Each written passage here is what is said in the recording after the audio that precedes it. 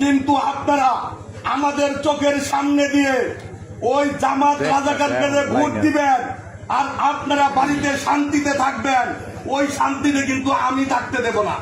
এটা কিন্তু আমার রাস্তা।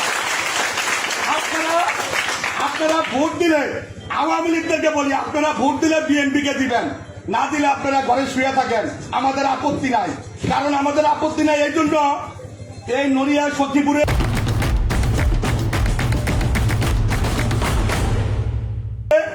জামাতের ভোট হলো মাত্র 7 থেকে 10,000 বিগত দিনের ইতিহাসে। বিএনপির ভোট হলো কত? 1 লক্ষ পড়ায়।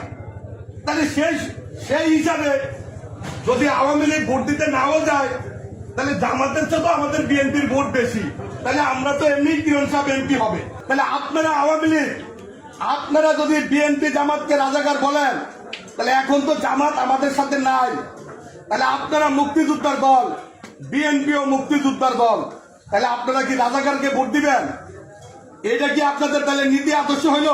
আপনারা যে জামাতকে নিন্দা করেন, রাজাকার রাজাকার, আমার বিশ্বাস আওয়ামী লীগ জামাতের ভোট দিতে পারে না, জামাতের ভোট দিবেও না।